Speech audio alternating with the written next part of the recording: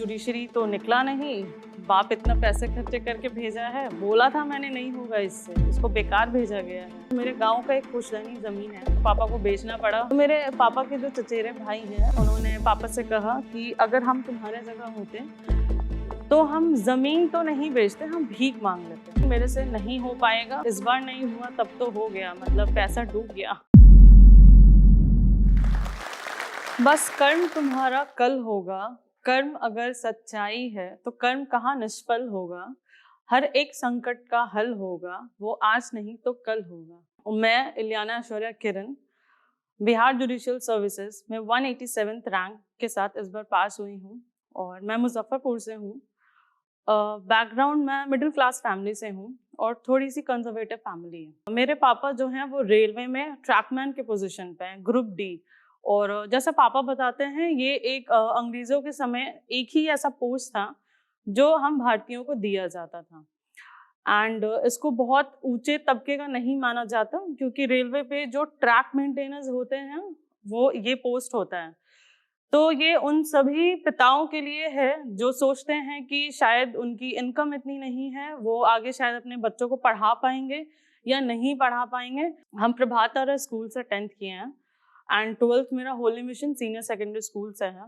School में हम बहुत एवरेज स्टूडेंट थे, हम कोई टॉपर नहीं थे। लॉ में इंटरेस्ट कैसे आया और हम जुडिशरी क्यों चूज किया, हम 6th-7th में थे जब एक मूवी आई थी, तब हम वो मूवी देख रहे थे, दामिनी।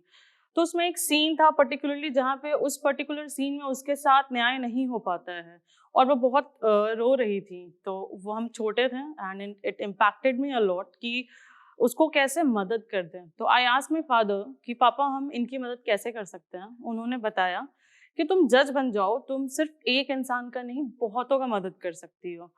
तो वो एक बैक ऑफ द माइंड चलने लगा कि अच्छा हाँ ठीक है, हम जुडिशरी करना चाहते हैं। तब ये वर्ड शायद जुडिशरी पता भी नहीं था 6th-7th में, बस इतना था कि हाँ पापा बोले हैं जज बन जाओ तो शायद हम सबकी मदद कर सकते हैं। तो वो एक थॉट प्रोसेस के साथ हम आगे गए।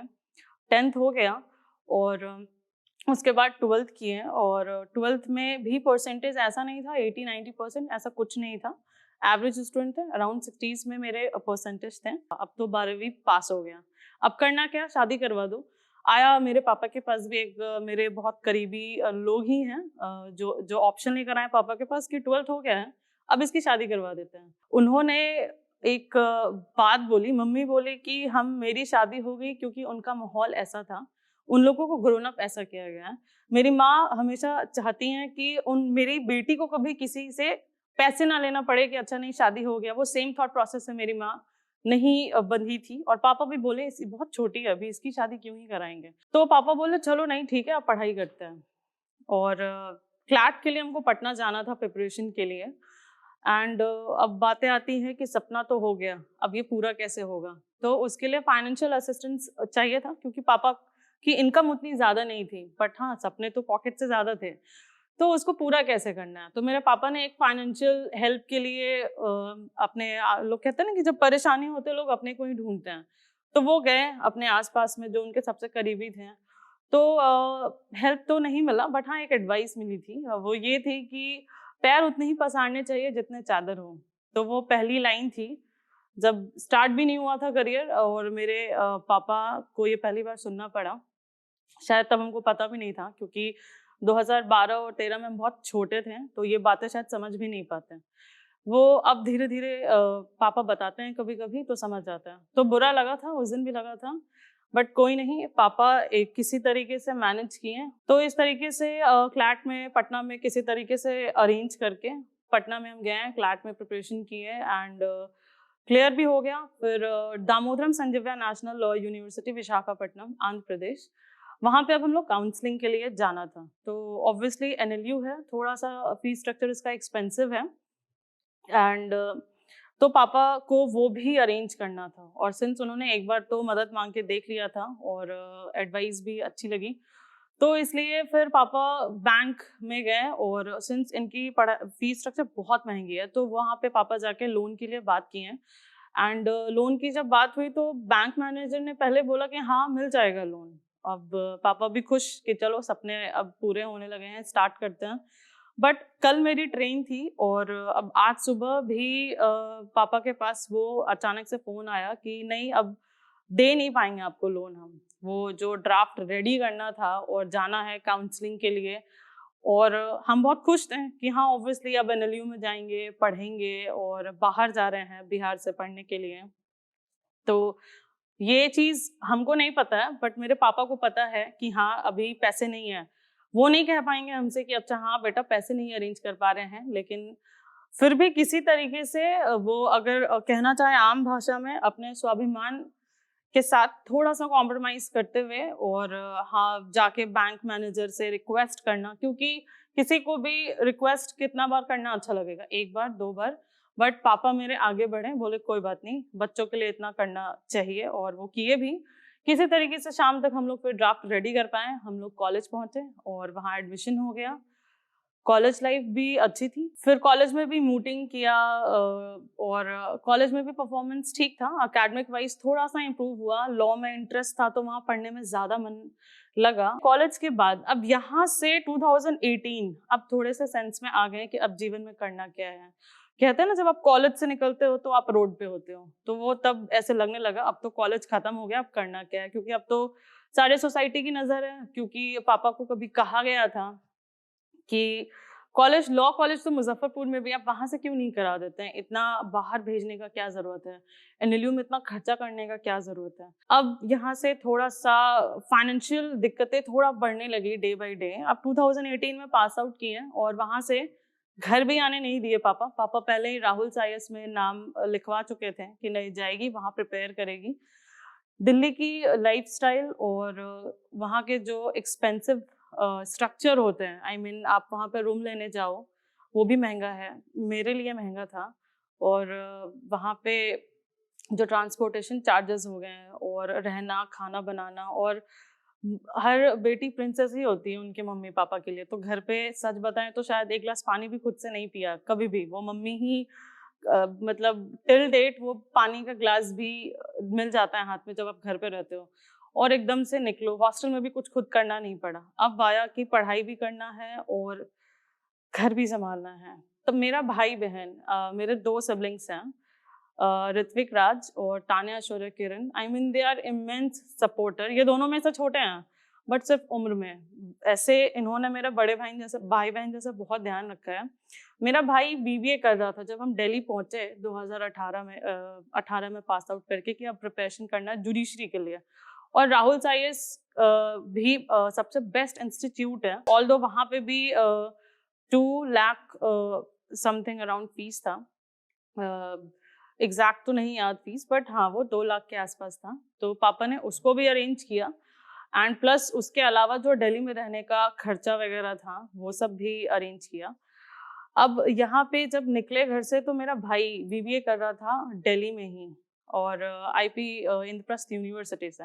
जब हम पढ़ने निकले तो हम सोचे कि अब कैसे होगा, वो मेरे से छोटा है, उसकी रिस्पॉन्सिबिलिटी लेनी पड़ेगी, जो हम लेने के लिए उस वक्त सच में तैयार नहीं थे।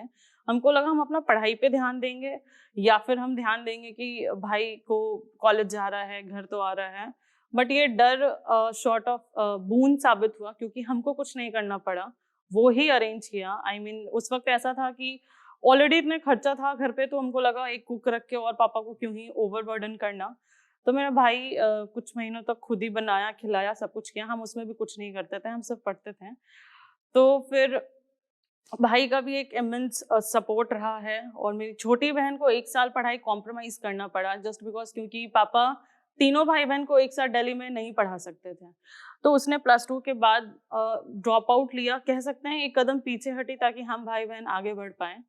और वो 1 डेढ़ साल प्रॉपर घर पे ही रही विदाउट एनी एजुकेशन। तो शी सैक्रिफाइस्ड फॉर मी, तो इसलिए वो मेरे से छोटी होके भी बड़ी है। अब बात करते हैं 30th बिहार जुडिशियल सर्विसेज। मेरा पहला अटेम्प्ट था 30th बिहार जुडिशियल सर्विसेज में। प्रीलिम्स निकल गया और मेंस भी निकल गया, तो फिर लगा इंटरव्यू तो हो जाएगा, सिंस हम लोग एनएलयू में थे तो ऐसा एक मूटिंग किए हुए हैं, बात करने का एक्सपोजर है, तो लगा ये कर लेंगे। बट वहाँ मुझे पहला सेटबैक लगा जब मेरा इंटरव्यू में नहीं हुआ। हम इंटरव्यू इनफैक्ट क्वालिफाई भी नहीं कर पाए थे। अब तैयार हो जाइए, क्योंकि जुडिशरी तो निकला नहीं, बाप इतना पैसे खर्चे करके भेजा है, बोला था मैंने नहीं होगा इससे, इसको बेकार भेजा गया है।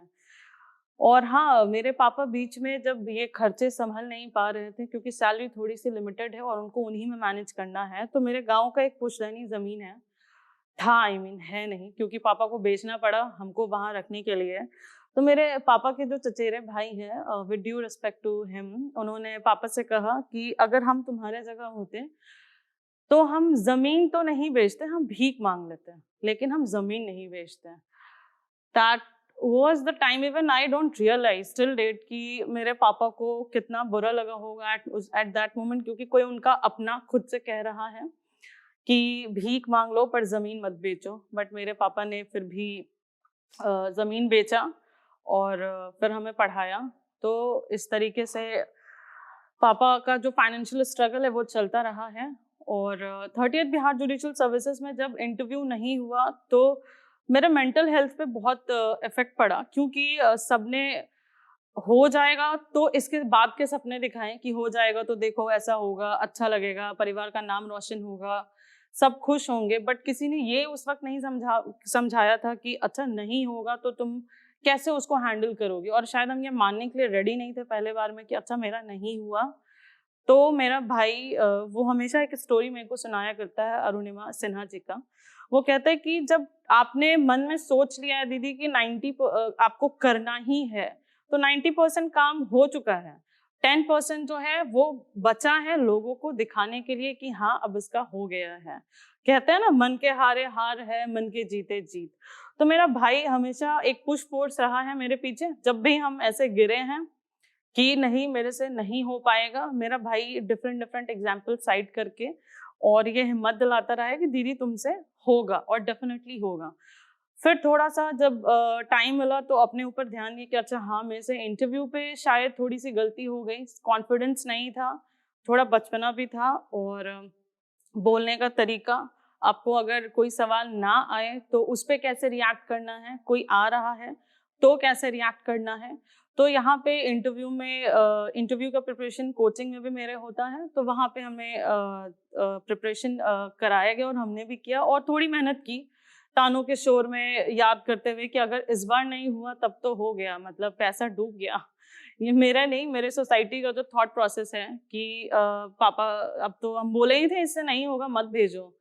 और वैसे भी मेरे घर में कहा जाता था मेरे लिए, मेरे किसी अपने ने ही कहा था। और जो सबसे हार्डेस्ट लाइन जो आप रिसीव करते हो ना, वो बाहर वाले से नहीं करते, आप वो घर वालों से ही करते हो। बाहर कौन क्या कहता है इससे आपको फर्क भी नहीं पड़ेगा, लेकिन जो अपने जिनसे आप शायद एक इमोशनल सपोर्ट ढूंढते हो और वहां से नहीं मिल पाता है तो बुरा लगता है और वो आपको सबसे ज्यादा हिट करता है। आज भी याद है कहा गया था कि तुम्हारे जैसे वकील तो हम जेब में रखकर घूमते हैं, ये मंद बुद्धि है, इससे कहाँ होगा। और ये तो सिर्फ मेरे तक वो दाने थे जो मेरे सामने बोल दिया जाता था और हम भी स्माइल करके चल देते थे आगे कि चलो ठीक है, क्योंकि पापा हमेशा समझाते थे कि बेटा तुम्हारे जवाब देने का तरीका अलग होना चाहिए। तो वो चीज आज समझ आती है कि उन्होंने उस वक्त जवाब देने से क्यों रोका। तो फिर 31st बिहार जुडिशियल सर्विसेज हुआ और वहाँ पे by the grace of God, by the grace of family, by the grace of teachers, finally इस बार सिलेक्शन हो गया। एंड आज हम एक जज हैं। अच्छा लगता है ये सोच के कि हर एक छोटा इंसान एज इन, मतलब कि जो हर एक छोटे बैकग्राउंड से आता है, हिम्मत मत हारो, खुद पे इतना भरोसा रखो कि हम कर सकते हैं और आप डेफिनेटली कर सकते हो। हम आप लोगों के बीच से आए हुए हैं, एकदम मिडिल क्लास फैमिली, स्कूलिंग भी बहुत एवरेज, सब कुछ एवरेज रहा है। जो एवरेज नहीं रहा है वो रहा है स्पिरिट, वो मेरे पापा का स्पिरिट, मेरे मम्मी का स्पिरिट, मेरे भाई बहन का स्पिरिट और मेरे कहते हैं ना कि कैसे कह दूं कि थक गया हूं मैं क्योंकि आपके पीछे 4 लोग हैं। मेरी बहन है, दीदी का जब हो जाएगा तो हम कहीं अच्छे कॉलेज में एडमिशन लेंगे। मेरा भाई है कि दीदी का जब हो जाएगा तो ठीक है, थोड़ा सा घर पे जो प्रेशर है लोन्स का, जो फाइनेंशियल प्रेशर है, कम होगा। और पापा मम्मी की तो दुनिया ही टिकी थी मेरे पे। ये छोटी सी फैमिली और छोटा सा सपना, जिसको आई होप थोड़ा कोशिश किया है पूरा करने का। सबसे पहला चीज जो मुझे मोटिवेट रखा कि क्यों कर पाए हम, वो ये था कि don't believe in anything just because I am saying it, or you have heard it somewhere, or you have listened it somewhere. No, until and unless you believe, you have own reason to believe in it. अगर आप मुजफ्फरपुर से जुड़ी ऐसी ही कहानियाँ सुनना चाहते हैं तो जोश टॉक मुजफ्फरपुर को सब्सक्राइब करें और लाइक करें।